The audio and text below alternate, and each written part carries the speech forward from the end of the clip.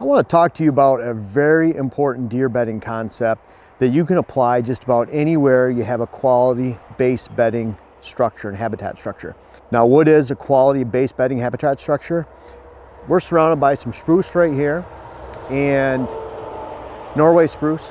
And this Norway spruce is actually a great base cover, but it's not a great bedding area in itself. The reason is no food. So deer can come in here, they can hide, they're screened from the outside, screened from the inside, they're protected, they're separated from each other in here, but no food. And so that is the same whether you're in a large switchgrass field, a large expanse of red cedar, maybe a large patch of autumn olive in Michigan that you want to actually manage and try to take portions out and not destroy the wildlife habitat that's already there, but at least use the existing structure and cover to create good deer cover and good wildlife cover. In this case right here, this is a great example of an area that isn't too bad within this patch of Norway spruce. We actually have a honeysuckle bush right here. Deer love honeysuckle leaves during the fall. We have briars, we have cherry behind me coming in. We have goldenrod, ragweed. So we have an area right here that actually has some food value within this spruce. And that's what I wanted to talk to you about. Let's say you have a stand of 20 acres of spruce or pine, even red cedar. Instead of, in the case of some of the Missouri area, southern Iowa, ripping all that red cedar out, trying to get hardwood to grow there or some type of native vegetation that would be more deer related or timber specific, just go in there and remove 40 to 60% of that red cedar or spruce or pine or even switchgrass and convert that to non-bedding structure material. The honeysuckle that's coming right here, goldenrod, ragweed, briars, cherry, hardwood regeneration, woody regeneration, all food. So the easiest way, you create pockets that could be 1/4 acre pockets, 1/8 acre, 1 acre pockets. Right here, it's about 1/30th of an acre, really small area. The whole idea is to change the diversity of that monoculture being that base form of bedding structure.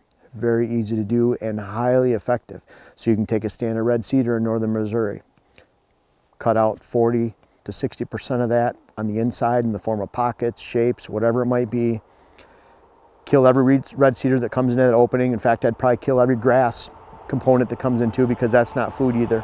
Allow all those broadleafs to come in, all that woody regeneration to come in, briars to come in, and now you have high quality daytime browse food. Deer need to feed twice during their bedding hours, twice a day during the daytime bedding hours.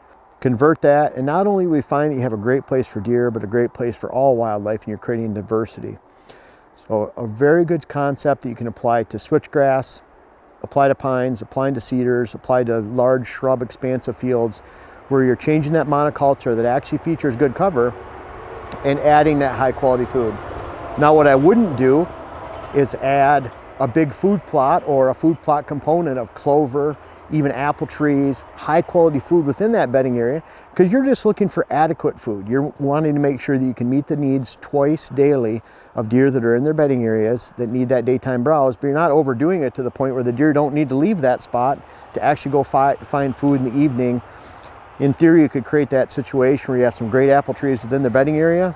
The deer feed on those apple trees till dark. Might even have some nice scrapes underneath that a buck spends some time out. Doesn't actually leave his bedding area until dark. You rarely get a chance at them. Great way to convert an old field.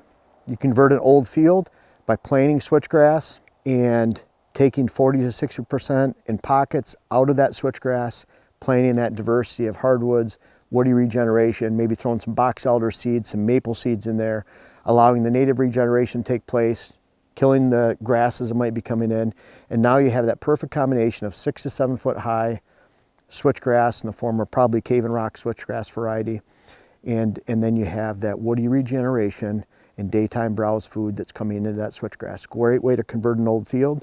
You can convert a big stand of switchgrass, a big stand of red cedar, pine plantation, and once you introduce that daytime browse, you can have the perfect combination of both bedding and daytime browse to actually place on your land where you need it most to actually hold deer, attract deer, and give them all they need during the daylight hours, because that's what it's all about. If you have the daylight property, that daylight bedding area, those are some of the most sacred spots in the woods in October, November, and December.